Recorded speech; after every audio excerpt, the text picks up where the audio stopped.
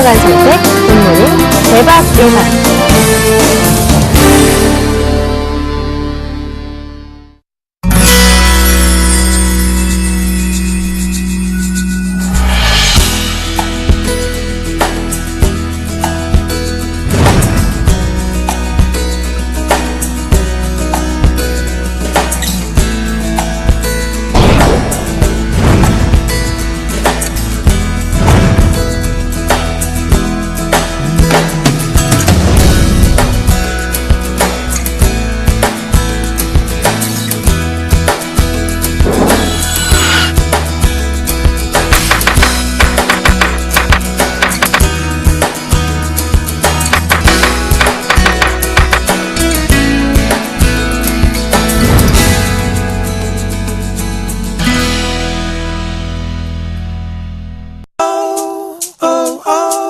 달리는 발전소.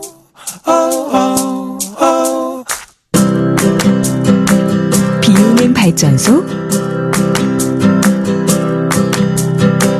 춤추는 발전소. 끄는 발전소. 우리나라 5천만 개의 발전소. 에너지를 절약하는 당신이 대한민국 발전소입니다. 공익광고협의회. 오늘의 미션은 내가 나서야 되겠군! 가볼까요? 목표물 확인. 문 열고 냉방 아웃! 전기가 줄줄 새고 있잖아요. 에어컨도 쉴 틈을 주셔야죠. 저게 뭐래요? 여기는 시베리아 같구만요. 답답한 옷차림 아웃! 여름철 건강온도는 26도구만요. 몸에 아까운 거 TV는 누가 보고 있대요? 무심한 전기 낭비 아웃! 미션 성공! 광수야, 너 플러그 뽑는 거 잊고 왔더라. 100만 개 쓰지요? 저희 장비가 부족합니다. 오 어깨 펴진다 얼굴 펴진다 오 가슴 펴진다 인생 펴진다 오 쑥쑥쑥 큰다 예 힘이 된다 하나은행.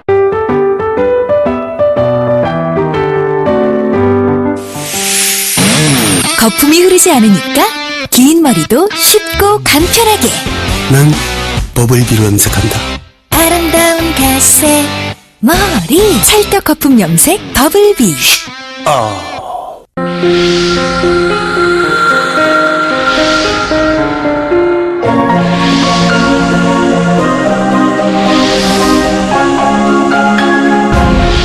우리는 어디서 왔는가? 우리는 무엇인가? 우리는 어디로 가는가? 본 전시는 JHD에코, 웨스틴 조선호텔, 대한항공과 함께합니다. 낙원을 그린 화가 고갱.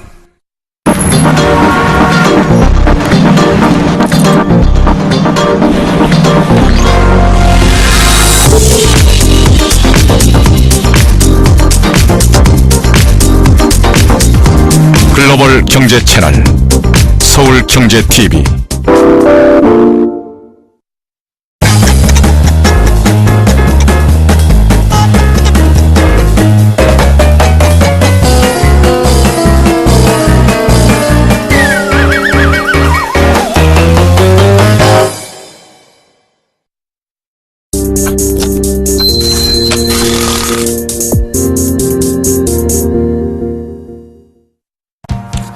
네, 시청자 여러분 안녕하십니까. 막장 토크 진행을 맡은 임동석입니다. 오늘 8월 9일 금요일 순서를 시작하겠습니다. 먼저 오늘 시장에 대해서 간단히 리뷰를 해드리겠습니다.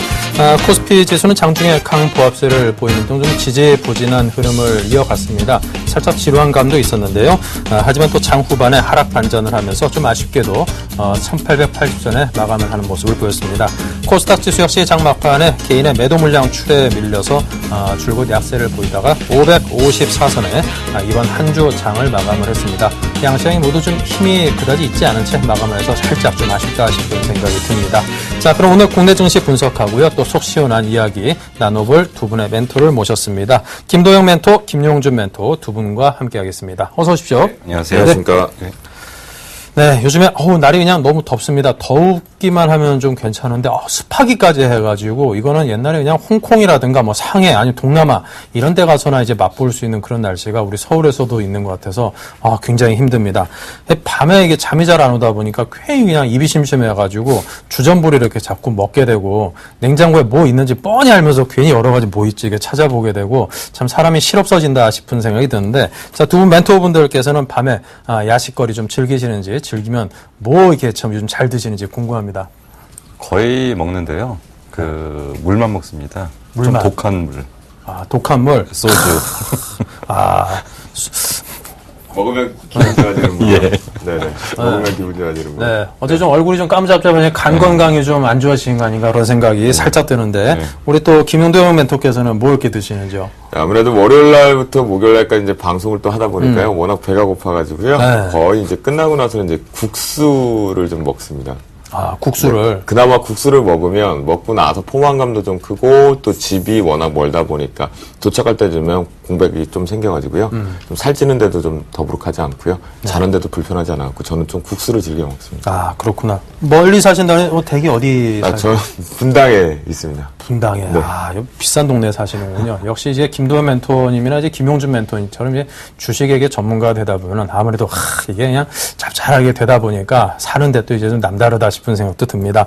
부러운데 나도 언제 잘해서 분당 살아보나 싶은 생각이 드는데 속상한 마음으로 막장 토크 본격적으로 시작을 해보겠습니다.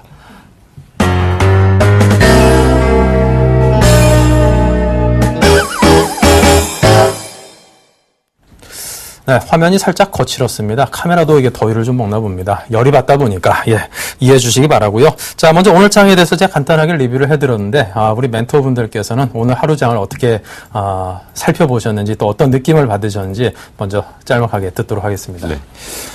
지금 뭐 장을 보면은 이제 대형주하고 이제 중소형주를 좀 갈라서 봐야 될 것 같은데요. 대형주 장은 좀 상당히 지루한 패턴들. 그러니까 이제 최악의 국면이 지나가면서 또 한 바퀴 돌았던 게 이제 대형주의 순환매가 한 바퀴 쫙 돌았죠. 그리고 나서 이제 사람들이 이제 추가적인 상승에 대한 기대를 했는데 여지없이 거기서 이제 꺾어 내려왔고, 그러는 가운데서 이제 다시 대형주 쪽의 어떤 분위기들을 좀 잡아보려고 했는데, 삼성전자 같은 경우는 전저점에 거의 근접해서 전저점이 이탈하느냐 마느냐라는 얘기가 좀 나오고 있고요.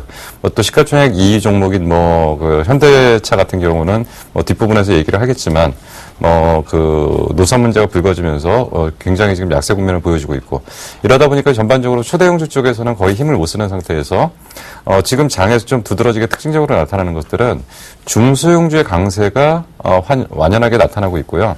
그러한 부분들이 시장의 어떤 중심축으로 자리 잡으려고 하고 있고, 그래서 이제 간단하게 한마디로 좀 정리를 하면 지금 중소형주 종목에 서막이 오르고 있다라고 판단할 수가 있을 것 같습니다. 네. 자, 오늘 장에 대한 느낌을 말씀해 주셨습니다. 뒤에 현대차 관련된 이슈, 특히 이제 노조 관련 이슈죠. 그 이슈에 관해서는 또 여러분께 상세하게 풀어서 알려드리도록 하겠습니다. 어느 한쪽 편을 든다든가 폄훼할 생각은 없습니다만 또 토요타라든가 그런 기업들이 수십 년째 이렇게 무분규인 상태로 이렇게 노사 간의 협력을 잘하는 모습, 우리 자동차 업계에서도 빨리 좀 봤으면 좋겠다 싶은 그런 생각도 들고요. 자, 김도영 멘토께서는요. 네, 오늘 장 같은 경우는 이제 전반적으로 이제 우리나라가 한 4거래일과 5거래일 연속해서의 매도 압박 부분, 하락 추세 부분에 대해서 상단에 상승 쐐기형이다라는 표현으로 많이 익숙하실 수 있겠는데요. 그 자리 위에 연속성의 음봉 이후에 이제 기술적 반등을 준비하고 있는 상태, 그리고 금요일을 앞두고 있는 상태에서 주말을 앞두고 있었죠. 그 부분을 봤을 때 다음 추세를 위한 수급 부재 속에 하루간 쉬어가지 않았나라고 말씀을 좀 드리도록 하겠는데요. 전반적으로 이제 오늘 수급을 마지막으로 최종 6시에 들어왔던 수급들 한번 보면요. 유가증권 시장 쪽에서의 외국인과 기관계 쪽에 소폭이나마 매도 우위 속에서 개인들만의 매수 플레이가 좀 나왔다라는 거. 코스닥 쪽에서는 기관계 플레이가 좀 강화시키는 부분들이 나왔는데요. 이 부분은 이제 실적이 호전적으로 나오고 있는 종목군들의 집중력으로 받은 것이 아니라 최근에 기관들이 매수했던 종목군들 중에 눌려있는 종목군들의 분할 매수 원칙에 저가 매수세가 좀 유입됐었고요. 선물 시장 쪽에서 특징적인 부분이 있다라면 오늘 하루 종일 선물항에서 그런 얘기를 드렸는데 외국인들의 매도 자체에 속지 말아라. 무조건 오늘은 못 먹어도 고루 매수로만 보자라고 얘기를 드렸었는데요. 그 부분 속에서 여전히 막판 부분에 외국인들이 매수로 전환됐다는 것이 것이 가장 특징적이겠고요. 개인들의 플레이 자체가 매도 압박 부분으로 전환됐다라는 것은 시장에 일단 기술적 반등의 신호를 좀 읽어줄 수 있었던 하루가 아니었나라고 말씀 좀 드리겠고요. 옵션 시장 쪽의 모습과 개인들의 매도 우위, 외국인과 기관계 매수 우위 누적 부분에서 풋옵션 쪽에서 보시면 개인들이 반대로 매수 우위와 외국인들은 매도 우위 부분이 점쳐질 수 있는데요. 오늘도 역시 결론적으로는 개인들의 포지션이 모두 다 손실 구간에 또다시 발생이 되는 디커플링 현상이 지속되었다라고 말씀드리겠고요. 시장을 주도했던 건 개인밖에 없었다. 수급 자체가 그래서 상당히 지루한 부분에 다음 추세를 위한 변곡 구간에서 쉬어가는 하루였고요. 시장은 내가 지킨다라는 삼성전자의 힘이 가장 크지 않았나라고 말씀드리겠습니다. 삼성전자를 저희가 분봉적으로 한 15분봉으로 좀 놓고 보면요. 전반적으로 보시는 바와 같이 오늘장 같은 경우에 갭 상승 부분에 출발이 되고 나서 다시 재차 눌린 다음에 횡보 그리고 다시 지지력 나오면서 막판부에 살짝 밀려졌었지만 이건 동시효과 마감 이후에 선물지수가 위쪽으로 상단으로 마감하는 모습을 봐서는 삼성전자 내가 대장이다. 역시 시장은 내가 지킬 것이다. 라는 전형적인 지수를 방어하거나 올려주거나 내려주는 시소게임에서 컨트롤할 수 있는 가장 큰 종목이었다라고 말씀드리겠고요. 마지막으로 짧게 말씀드리면요. 앞에서 김용준 멘토가 중소형주 쪽으로 얘기를 좀 많이 해주셨는데요. 자, 그것은 2011년도 하반기 쪽으로 가는 것으로 저는 지금 판단이 되고 있다라고 말씀 좀 드리겠습니다. 저희가 월봉상으로 2011년도의 흐름을 살짝 좀 짚어보도록 하겠는데요. 이거 보시면 2011년도가 주초 부분에서 연초 부분에서 많은 조정을 보이고 9월 달을 시작으로 해서 바닥권의 플렉스컴 차트인데요. 바닥권을 다지면서 IT 부품주의 상승 랠리가 좀 두드러지게 나타났었습니다. 바로 지금 여러분들이 보셔야 되는 것은 이번 2013년도 하반기는 이 2011년도의 하반기를 재현하는 중소형주 랠리가 지속된다라는 것이 오늘 역시 그 징후들은 여러 군데의 종목군들에서 포착이 되었다라고 말씀드리도록 하겠습니다. 네, 알겠습니다. 자, 이렇게 오늘장에 대한 점검을 해봤습니다. 자, 계속해서 이번 주 국내 증시에서 주목받았던 핫 이슈 살펴보겠습니다.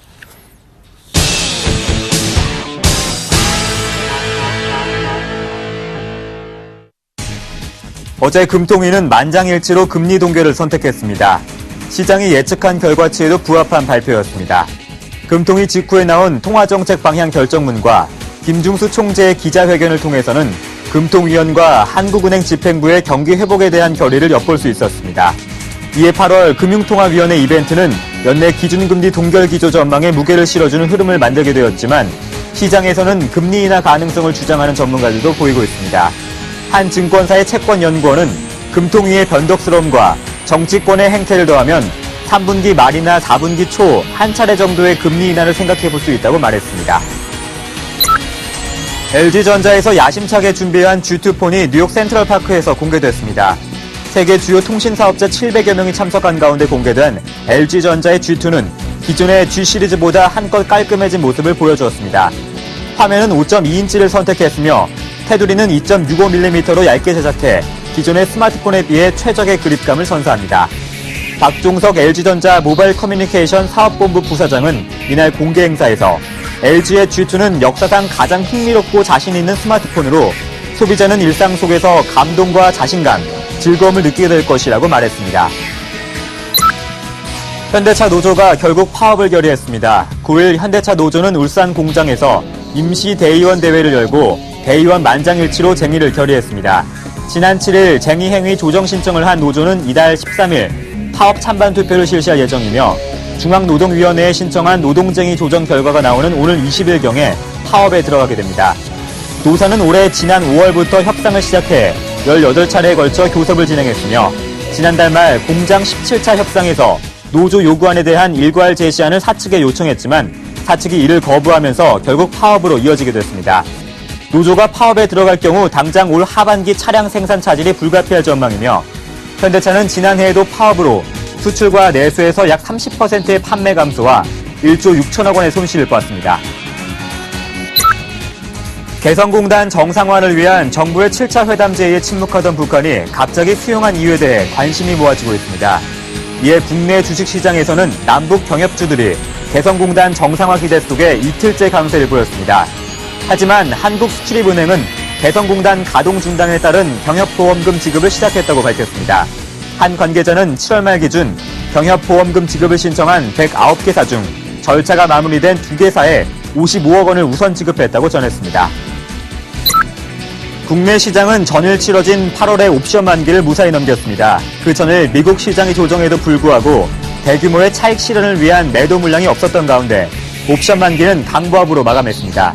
이는 중요한 기술적 분석상 자리를 이탈하지 않고 지켰다는 점과 이번 주 최대 변동성 이벤트를 무사히 넘겼다는 점에서 시장은 큰 변동성이 없었습니다. 네, 자 이렇게 해서 우리 증시의 핫 이슈들을 살펴봤습니다. 자, 어제 국내 증시가 이제 8월 옵션 만기를 그리고 금통위 금리라는 이슈를 무사히 넘겼습니다. 4거래일 만에 반등하는 데 성공을 했고요. 1880원도 회복을 했습니다. 프로그램 매물 소폭 매도 우위에 그쳤고요. 기준금리 역시 시장에서 예상했던 대로 흘러갔습니다. 자, 이 부분에 대해서 우리 멘토분들께서도 생각들이 많으셨고 또 예측과 전망이 있었을 겁니다. 김동훈 멘토께서는 수요일 밤에 방송에서 이제 짧게 코멘트 달아주신 전략이 딱 맞아 떨어져서 역시나 하는 또 이런 또 탄성을 우리 많은 또 시청자분들로부터 이렇게 샀다 이런 얘기가 들려오고 있습니다. 전설처럼. 네. 어제 옵션 만기 흐름에 대해서 좀 일단은 좀 언급을 해야 될 텐데요. 자, 한 분 한 분 이야기를 여쭤보도록 하겠습니다. 네, 김용준 멘토님. 네. 뭐 옵션 만기에 대한 요번에 어떤 시장의 예상치들은 거의 이제 동일했습니다. 큰 변동 없을 걸로 끝났고요. 다만 이제 그 옵션 만기의 어떤 영향이 아니라 옵션 만기 전날 이제 그 지수의 방향들이 좀 아래쪽으로 갔었기 때문에 거기에 대한 우려들이 조금 있었는데 다행히 이제 그 옵션 만기는 좀 넘어갔고요. 그리고 장중에 반등을 하다가 장 막판에 이제 그 차익 매물들이 일부 출현은 되긴 했지만 시장에 영향을 미칠 만한 그런 정도의 상황도 아니었고, 그리고 이제 7월 한 달 동안 전체적으로 이제 프로그램 매매 규모가 워낙 적었고요. 그렇기 때문에 옵션 만기에 대한 충격은 지금 거의 없이 무사히 넘어갔다라고 일단 보여지는데, 이제 요번부터 요번에 이제 8월 달이 이제 지나고 나면 아마도 이제 9월 달에 이제 동시 만기이기 때문에 이때는 아마 좀 이벤트가 좀 있을 것 같습니다. 그래서 앞으로 이제 외국인들의 파생의 방향이 어떻게 흘러가는지 그거는 좀 주시를 좀 해야 될 필요가 있지 않은가 생각이 듭니다. 네. 자, 그렇다면 이제 9월의 이벤트에 대해서 언급을 하셨는데요. 왜 9월 달에 그런 이벤트들이 준비되어 있다고 생각하시는지 그 부분에 대한 설명을 좀 더 주시면은 시청자 입장에서 굉장히 좀 쉽게 받아들일 수 있겠다 싶네요. 네, 이제 지금 이제 결국 또 그거죠. 지금 이제 미국 쪽에서 계속적으로 다시금 나왔던 얘기가 양적 완화 규모 축소의 시기가 언제냐. 지금 일부 외국계 증권회사에서는 다시금 9월 달 얘기를 좀 하고 있고요. 그리고 이제 FOMC가 거의 이제 한 16일, 17일 그 정도인 것 같은데, 그때와 전후해갖고, 아마 파생 쪽에 좀 휘둘릴 가능성이 좀 있다라고 좀 판단이 됩니다. 거기다가 이제 동시만기라는 것은, 결국 이제 옵션만의 만기가 아니라 선물 만기, 그리고 전반적으로 모든 것들이 다 만기이기 때문에, 분명히 거기에 대한 충격 파동들은 어느 쪽에선가에 큰 수익을 낼 수 있는 또 한쪽이 되기 때문에 아마 투기성 자금들이 일부 움직일 가능성이 좀 있다라고 좀 판단이 됩니다. 네. 9월 파생 시장에 관련된 그 중요성에 대해서 설명을 해주셨고요. 김도영 멘토께서는 8월 옵션 만기에 대해서 또 어떤 소회를 갖고 계시는지 듣겠습니다. 네, 일단 8월 옵션 만기 같은 경우는 제가 말씀드렸던 전략 그대로 양광 구조가 좀 발생이 됐었습니다. 결론적으로 말씀을 좀 드리면 245 상품에 대한 어느 쪽에서 콜옵션이냐 풋옵션의 행사 여부를 결정되는 키가 좀 있었는데요. 이미 양광 구조를 예견할 수밖에 없었던 건 그 전에 이미 징후가 있었다라는 거겠죠. 기관 쪽의 플레이 자체에서 그 부분이 나타났다라고 보시면 좋을 것 같겠습니다. 그 이유 쪽에서 제가 계속 누누이 강조했던 부분이 있습니다. 누적 추이 쪽으로 좀 말씀을 좀 드리겠는데요. 바로 투신 쪽의 상황 플레이를 좀 보셔야 될 것 같습니다. 투신 같은 경우에 저희가 조금 두껍게 설정을 해서 한번 보도록 하겠습니다. 지수 자체적으로는 검은색 선형이다라고 말씀을 좀 드리겠고요. 현재 기준에서 보시면 투신 자체가 지난 6월 동시만기 이후에 다시 한번 플레이 자체적으로 나왔을 때 보시는 바와 같이 전반적으로 매도 우위 쪽의 양상 쪽을 가져오고 있었죠. 매수주를 들고 있다가 점차적으로 축소를 하고 있다가 완전히 매수분들을 취소하면서 축소 나오는 부분이 있었습니다. 그런데 지수가 막 부러지기 시작하는 시점에 동시만기를 투합도 앞두고 이 매수분들을 모두 청산으로 빠져나갔다라는 거겠죠. 기관 쪽에서 투신 플레이 자체가 매수로 누적되고 있었기 때문에 시장의 반등 자체의 모멘텀이 남아있다라고 분명히 말씀드렸고, 여기서 끌고 올라오는 시점에서 소폭이나마 각도가 살아나고 있었을 당시에 분명하게 투신의 매도가 들어오게 되면 고점 징후가 있다. 기술적으로만 볼 것이 아니라 시장을 제대로 읽어나가보자라고 분명히 말씀드렸거든요. 그러면서 투신 자체적이 바로 지난 요 포지션 자체에서 이날부터 출회가 시작이 됐습니다. 바로 이 꼭지에서부터 출회가 됐거든요. 그리고 나서 연속성으로 내려왔기 때문에 동시만기에선 더 이상 할 게 없었다라는 부분이겠죠. 막판에 이벤트를 만들었다라면 냉정하게 이 투신 쪽에서 매도 포지션을 매수로 확대 포지션으로 바꿨어야 되는데 그거는 만들어내지 않았기 때문에 양권 구조가 발생이 됐다라고 좀 말씀 좀 드리겠고요. 외국인과 기관발의 싸움 부분이 붙었던 상태에서 4거래를 연속해서 매도가 나왔던 부분은 투신 쪽에서 이미 포지션 자체를 정리하고 나서 새로운 매도를 만들어내고 난 뒤에 그날 당일날 일부를 소폭 청산하는 포지션을 가져오면서 시장의 안개 속으로 들어왔었다라고 말씀 좀 드리겠고요. 마지막으로 이제 그 8월 옵션 만기의 양광 구조가 좀 이론상으로 많이 어려우실 수 있는 부분이 있는데요. 이 부분을 좀 보면서 말씀 좀 드리겠습니다. 현재 기준은 이제 9월물로 나와 있기 때문에 확인이 될 수는 없지만 245 상품을 놓고 본다라고 한다면 이론가의 괴리는 프리미엄 구조 자체로 봤을 때 이미 콜옵션도 마이너스권으로 들어와 있다라는 거, 그리고 풋옵션 역시도 현재 괴리율 자체가 마이너스권에 들어와 있다는 부분입니다. 프리미엄 자체, 시간과 내재 가치가 있는 옵션의 상품 자체가 이미 바닥권 부분으로 대해서 이론가로 회귀하면서 마이너스권에 있다는 것은 어제 자체가 이미 양광 구조로 만들어냈다는 결론을 낼 수가 있겠고요. 그 싸움 부분에 대해서 이쪽의 소진도 저쪽의 소진, 상방과 하방의 소진들이 나오지 않음으로 인해서 양광 구조가 나왔다라고 말씀을 드리겠고요. 그로 인해서 오늘은 못 먹어도 고, 물려도 좋다, 매수로만 저가해서 일관하자라고 해서 그 전략도 오늘 마지막 차익 실현으로 다 빠져나왔다. 그래서 여러분들 고생하셨다라고 말씀드리겠습니다. 네. 자, 그리고 기준금리에 대해서는 아무래도 시장에서 뭐 동결을 대부분 예상을 했던 만큼 그냥 좀 밋밋하게 넘어간 듯한 그런 느낌이 됐습니다. 어떤 이슈거리도 제공을 못했다 싶은 느낌이 들던데요. 네. 일단 지금 이제 사실 우리나라가 좀 실기를 했던 부분들이 사실 금리 인하 부분입니다. 분명히 금리를 인하해야 될 시기가 있었는데도 불구하고 금리 인하를 안 했던 상황이었고요.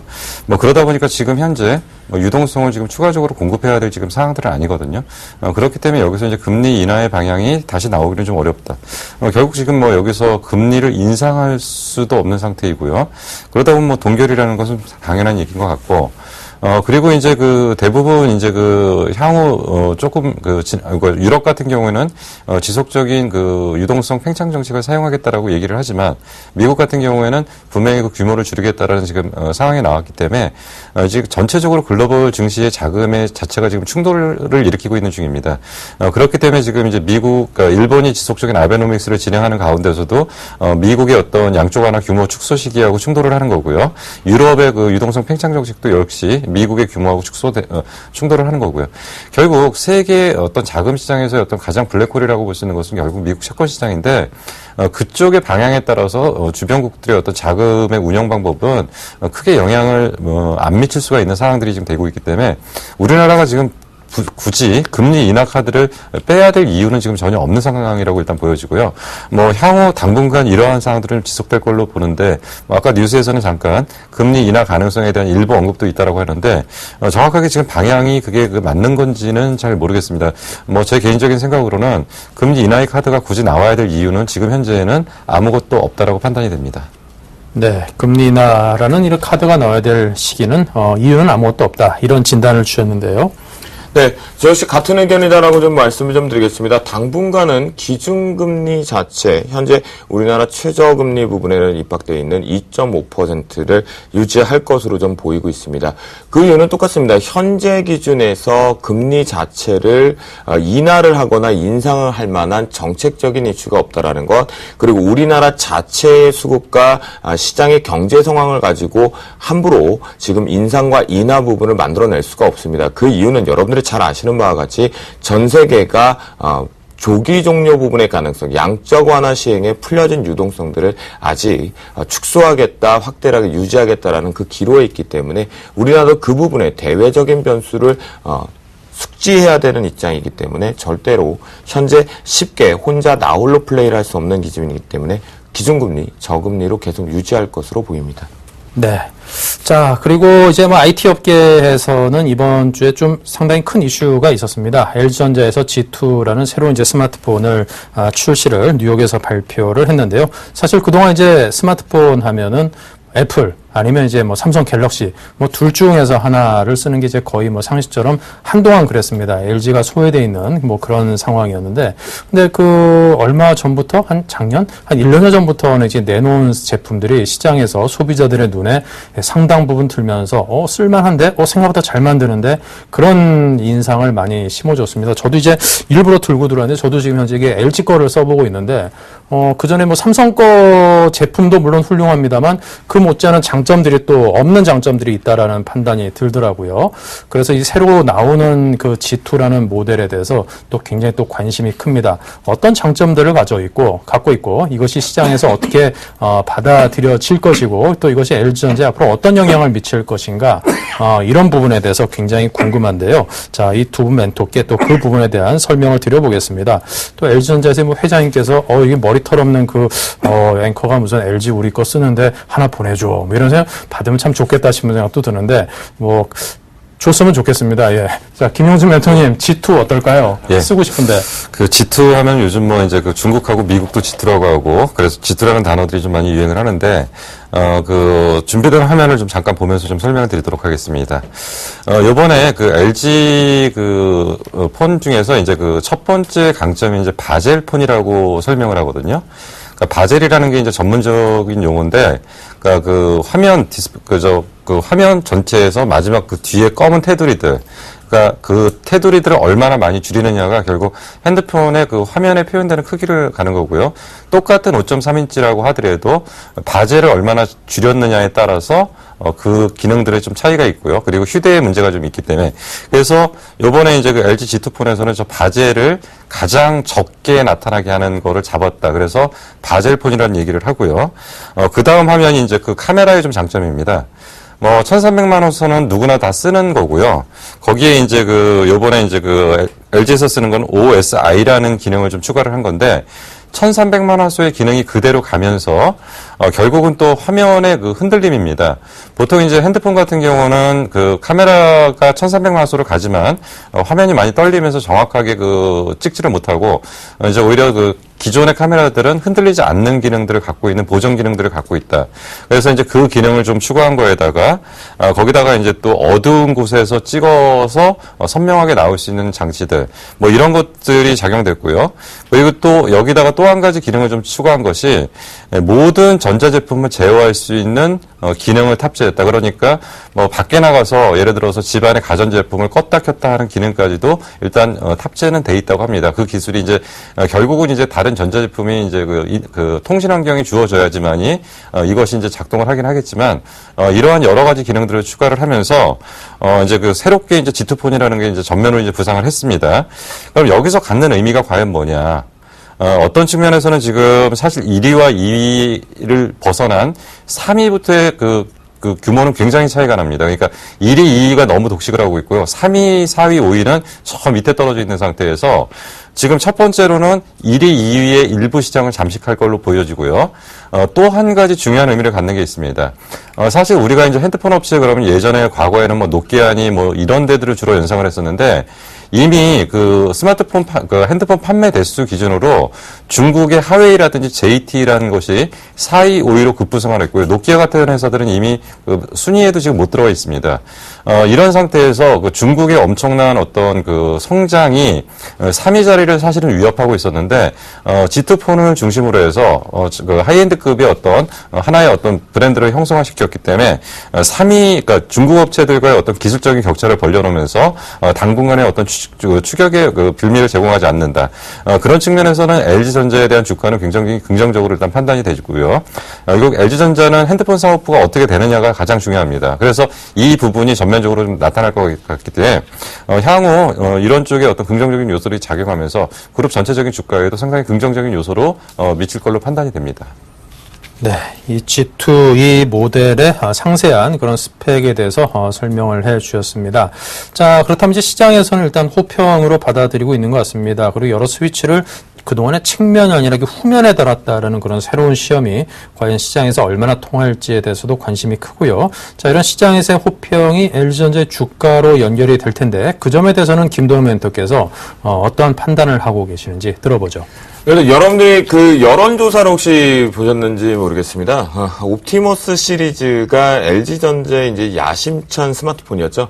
삼성전자의 갤럭시 시리즈가 있다라고 한다면 이제 드디어 LG전자가 뒤늦게나마 G 시리즈를 가지고 시장에 내놓기 시작했습니다. 그분의 기대감들이 참 많은데요. 지금 이 화면을 좀 스캔을 떠주시면 지금 이제 어느 블로그에 좀 나와 있는 부분인데요. 맨 밑에 하단에 보시면 사람의 습관을 이해하다, 그것이 G2다라는 얘기 있고 폰 자체가 지금 안정적으로 나오는 부분이 있습니다.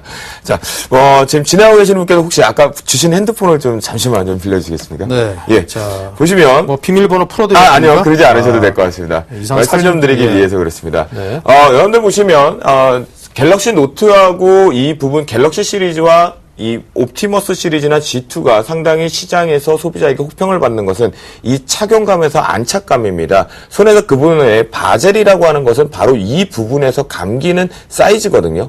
현재 삼성전자는 이거를 2.6mm까지 낮춰놨습니다. 근데 LG가 처음으로 2.65mm까지 내쳐놓은 상태거든요. 5mm까지. 그러면 0.05mm까지 낮춰놓으면서 착용감을 좋게 이 뭐 슬릭감이라고 하는가요? 손에서 잡히는 감들, 네, 그립감이라고 하겠죠. 그립감 자체적으로 좀 나오다 보니까 기대를 좀 하고 있고, 앞에서 잠깐 보였던 화면에서도, 감사합니다. 네. 앞에서 보였던 화면에서도 시장에서 많은 유저들이 부탁을 하고 있는 부분, 많이 감성을 자극할 수 있는 부분들 탑재를 했다라고 보시면 좋겠습니다. 뭐 풀 HD다. 앞에서 말씀하신 김영주 멘토가 했던 1300만 화소, 어디 쪽 카메라 모듈이 들어갔는지 누구나 좀 잘 알고 계실 부분이겠고요. 여기에 또 디자인 승부를 했는데 LG가 이렇게 많이 호평을 받을 수 있는 것이 또다시 하나가 있습니다. 바로 음향 부분인데요. 24비트의 129Hz 부분을 장착을 해서 음향 자체가 이어폰을 통해서 듣다라고 하더라도 여러분들 충분하게 음향감을 만족시킬 수 있는 그 위치 부분에서 강점을 좀 가지고 있다라고 말씀 좀 드리겠고요.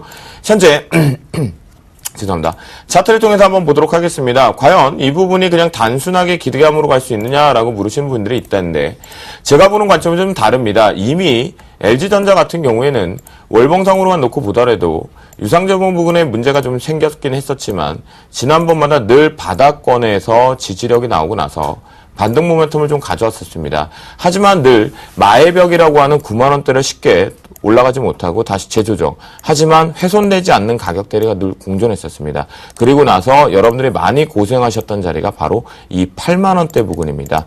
추가적인 상승이 분명히 나올 수 있었음에도 불구하고 스마트폰 쪽에서의 스마트 가전제품 부분에서 강점을 못 가져오다 보니까 스마트 기기 쪽에서 여전히 올라갈 자리가 있었으면 못 올라가다 이번에 올라가고 다시 재차 조정이 좀 일봉상에서 보시면 눌려주었는데요. 하지만 이 부분을 놓고 봤을 때 바닥권의 탈피 국면이 이미 포착이 되어 있었고 올라타는 모습입니다. 단순하게 백색 과전에서 안정적인 캐시카우를 역할을 하고 있었던 LG전자가 이번에 G2 시리즈를 통해서 시장에게 감성을 자극했고 그 추가적인 반등 모멘텀을 기술적으로 가져오고 있는 부분이니까요. 현재 이미 출시되기 전부터 많은 기대감을 가졌습니다. 바닥권에서 나오면서 우상향 탈피 국면이 나왔고 삼성전자의 대체품이 가능하다라는 얘기가 시장에서 많이 도배되고 있는데요. 그 부분을 보시면 수급적인 측면에서 볼 수 있다는 부분입니다. 외국인들 같은 경우는 시장 점유율 애플과 삼성전자가 1, 2위권을 앞다퉈 있고 삼성전자의 독보적인 부분이긴 하지만 기관계 쪽에서 매수 자체가 조금 들어오고 있는 것은 바로 이 화면에서 통해서 볼 수 있다라고 말씀을 좀 드리겠습니다. 자, 삼성과 애플의 현재 작년 2분기 때와 올해 2013년도 2분기 시장 점유율을 보면 삼성은 33.1% 정도로 2% 정도의 시장 점유율을 확대를 시켰는데요. 애플 같은 경우는 오히려 3% 축소가 나왔습니다. 자, 축소가 나온 데서 LG전자가 5.3%까지 올라왔다라는 부분이겠죠. 이 부분은 큰 의미를 부여할 수 있습니다. 중저가 부분과 함께 어차피 대형 고가 폰의 자체 하이엔드 부분에서도 LG가 이제 기술력을 인정받고 있다는 부분에서 안전 부분, 유저들의 감성을 자극하고 있다는 부분이라면 추가적으로 우상향 갈 수 있는 모멘텀이 좀 있다라고 말씀드리겠고요. 그 뒤에 후발주자로 인해 JT 또는 다른 여타 부분에 대해서는 이제 격차 부분이 많이 나 있지는 않지만 이 부분은 중저가 브랜드 부분에서 싸움이 나고 있기 때문에요.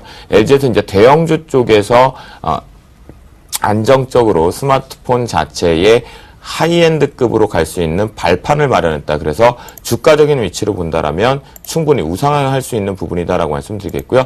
여러분들이 만약에 보유하고 계신 분들 같은 경우 보실 때는 목표가 같은 경우는 단기적으로 한 78,000원 정도 잡고 설정을 해보시면 좋을 것 같겠다라고 말씀드리겠습니다. 네, 자 이렇게 해서 G2폰 출시에 따른 LG전자의 주가의 향방까지 짚어봤습니다. 보다 뭐 상세하게 말씀을 드리고 싶은데 G2폰을 써봤어야지 뭐 해도 써보고 싶습니다. 예, 앞으로 좋은 그런 핸드폰 많이 만들어지길 바라고요. 조금 전에 여러분께 말씀드렸다시피 이 현대차 노조가 이제 파업을 결의했다 이런 그다지 반갑지 않은 소식이 들어와 있습니다. 토요타는 지금 50년이 넘게 무분규를 이어가면서 다시금 이제 세계 최정상급의 지위를 확고히하고자 나서고 있는 상황인데, 자 이런 상황에 조금 우려스럽습니다. 예. 일단 뭐 가장 문제가 되는 부분이 이제 그거죠. 결국 이제 이게 국민 경제에 미치는 악영향들인 겁니다. 사실 이제 노조라는 것이 이제 저희 대학 때 이제 거의 학생운동이 그때는 이제 뭐 거의 대부분이었고, 그때는 분명히 이제 이유가 있었습니다. 뭐냐면 기본적으로 생존권이라는 것을 위협받고 노동자들이 기본적으로 생존권을 보장받지 못하기 때문에 그 생존권을 보호하는 측면에서 노동운동이 시작됐던 거고, 그런 측면에서 노조의 활동들은 그때는 분명히 명분이 있었다라고 일단 보여집니다. 근데 지금 현재 현대차 노조의 운동들은 명분이 없습니다. 지금 이제 현대차 노조를 갖다가 한마디로 표현해서 이제 귀족 노조라고 하는데, 지금 이제 귀족 노조의 선을 넘어서서 황제 노조로 까지 가려고 하는 부분들인데, 요번에 요구 사항들이 무려 75개 항목에 180항목입니다. 거기에 들어가는 게 일단은 기본급 13만 5천 원 올려달라, 상여금 800% 지급해달라, 정년을 61세까지 연장하라, 그리고 대학 못 가는 자녀들한테 대학 등록금 내놔라. 좀 황당한 얘기들입니다. 예. 지금 이러한 요구들을 하면서 이것이 무슨 뭐 자기네들 어떤 생존권을 위협받는 것처럼 거기다가 이제 덩달아서 이제 정규 노조 말고 이제 비정규 노조까지도 지금 이제 하고 있기 때문에 이건 정말 좀 우려할 만한 지금 상황입니다. 우려할 만한 상황이고, 뭐 예전에 한번 관련해 갖고 한번 얘기를 했었는데, 뭐 작년 순이익의 30%까지 내놓으라는 요구까지 있었다고 합니다. 물론 그 항목은 지금 삭제된 걸로 보이는데, 지금 노조가 지금 이게 집단 이기주의의 어떤 극한점을 보여주는 게 아니냐. 결국 이제 우리나라에서 삼성 같은 경우는 대표적으로 노조 없는 상태에서 급여를 충분히 주고 있는데, 사실 현대차 같은 경우는 뭐 충분한 급여를 받고 있다라고 보여지고, 오히려 하청업체들이 문제지 현대차 노조의 문제는 아닌 것 같은데, 지금 이 노조의 파업은 사회적인 어떤 여론으로라도 더 이상 발붙이지 못하도록 해야 되지 않나. 그래야지 이게 국민 경제의 플러스 요소가 되는 건데, 조금 노조가 또 하나의 경영진이 되다 보니까 이게 좀 굉장히 부정적인 영향들이 좀 많이 미쳐지는 것 같습니다. 네. 현대차 노조. 생산직이 그렇게 대우가 좋은 줄 알았더라면 저도 한 20여 년 전에 사회 진출할 때 현대차 입사를 한번 꿈꿔보는 거였는데 몰랐습니다. 이렇게 좋은 곳인지. 자, 그렇다면 이제 자동차 업종 입장에서는 이러한 이슈가 분명히 악재면은 틀림없는데요. 네. 주가에 악영향을 미칠 수밖에 없지 않을까요? 맞습니다. 뭐 주가 자체가 이미 고점 부분을 7월 말일경쯤에 7월 31일쯤에 거의 고점을 찍고 지금 내려오는 형태가 좀 발생이 되고 있는데요. 먼저 차트를 통해서 보시면 현재 기준에서 현대차 같은 경우에도 7월 30일 경우에 이미 고점을 찍고 조정 부분의 포가 나오고 있습니다. 기술적 분석을 놓고만 본다라고 하더라도 중심선인 부분에서 이탈이 나오기 시작하면서 이제 반등 모멘텀을 가져오기에는 좀 부족한 감이 없죠. 뭔가 대롱대롱이라는 느낌이 좀 들겠죠. 여러분들 보시기에는 이 부분보다는 조금 더 이탈이 나오는 바로 이 가격대 부분에서 21만 5천 원대 부분은 지지력 여부를 좀 보셔야 되는데요. 자, 여기서 기아차까지 보시면 기술적이 똑같다라는 모습을 보실 수 있습니다. 잘 올라가다가 문매를 같이 맞아버렸는데요. 이것이 여론이다라고 심리다라고 보시면 좋겠는데요. 여기서 우리가 역으로 생각해봐야 될 것이 수급에서 나옵니다. 보시겠습니다. 현대차 보시면 외국인들의 수급을 좀 보시겠습니다. 7월달 내내 계속해서 매수를 해서 잡고 있다는 것이 보이실 겁니다. 최하단부가 7월 1일자부터 해서 공격적인 매수 포지션들이 특히 중순이 넘어서면서 계속 들어오고 있다는 게 보이시죠? 외국인들의 어떠한 전략을 세우고 있는지가 이미 오픈되어 있는데, 이번 노조 얘기와 함께 파업으로 불확실성이 대두됐을 때 예전에서는 외국인들이 매도가 나왔었습니다. 아무리 좋아도. 그런데 이제 오히려 외국인들 같은 경우는 자신의 전략적으로 자동차 업종 자체 현대기아차를 꾸준하게 매수를 하고 있는 시점이고 기관계가 반대로 매도를 때리고 있는 불확실성, 우려감 지속 때문이거든요. 이건 왜냐하면요. 하루 기준에 파업을 하루만 하더라도 경제 가치가 880억이 손실이 납니다. 그런 부분 때문에 이제 실적에 대한 우려감이 있는데요. 현재 기준에 현대기아차를 놓고만 본다라고 한다면요. 여러분들께서는 굳이 그렇게까지 우려하실 필요는 없다는 생각이 들고요. 기아차의 수급 역시도 외국인들의 매수가 꾸준히 유지되고 있고 기관계가 파업 실패과 함께 고점에서 매도를 때리고 있는 건 기관이라는 겁니다. 기관에선 포트폴리오 변경 쪽이 좀 나오는 부분이다라고 보시면 좋을 것 같겠고요. 외국인들이 이탈하지 않는 한 이 부분은 일시적인 부분에 대한 가격 할인 부분에 대한 조정일 뿐이지 업종 자체가 하반기에 갈수록 신차 부분의 경쟁력을 강화시키고 있는 시점에서 업종의 트렌드가 바뀌는 것은 아니다라고 말씀드리겠습니다. 네, 자 그렇다면 자동차 업종에 대해서 김용준 멘토께서는 어떤 생각을 갖고 계시는지 짧게 듣겠습니다. 네. 일단 이제 그 자동차 판매 그 최대 판매처는 결국 뭐 이렇든 저렇든 미국입니다. 그런데 그 미국이 지금 이제 자국 산업 보호를 위해서 분명히 규제를 하나 뒀습니다. 뭐라고 뒀냐면 리터당 가야 될 거리를 뒀죠. 근데 지금 현실적으로 우리나라의 그 엔진 기술이나 모든 걸 아무리 발전시킨다고 하더라도 그 수준에 도달하기는 어렵습니다. 그게 이제 2015년도부터 가동되는 걸로 일단 보여지는데요. 그렇다고 한다면 결국 현대차 같은 경우에는 지속적으로 그 북미 시장이라든지 아니면 중국 시장에서의 어떤 성장을 계속적으로 담보하기 좀 어려울 것 같다. 그렇다면 저는 실적에 대한 부분을 최소한 그 최고점을 찍었다라고 일단 보여지고요. 이런 돌바락 아직까지 실적이 좋기 때문에 주가의 하단과 상단은 있을 수 있다. 그래서 현대차 같은 경우는 당분간 하단이 한 20만 원 정도, 많이 올라가면 한 23, 4만 원 정도, 요 정도의 박스권을 그리다가 결국 이제 이러한 부분들이 더 이상 성장성이 보이지 않을 때는 횡보 하락 쪽으로 중장기적으로 흘러내릴 가능성이 상당히 크다. 그래서 당분간은 박스권 유지 정도는 할 수 있을 거라고 일단 판단이 되고요. 그렇기 때문에 이제 20만 원대 정도 근접하면 저점일 가능성, 그리고 23, 4만 원 정도 되면 고점일 가능성, 그리고 자동차 산업이 더 이상 성장하기는 좀 어렵다. 이렇게 판단이 됩니다. 네, 자 이렇게 해서 이번 주 국내 증시에 대한 점검을 해봤습니다.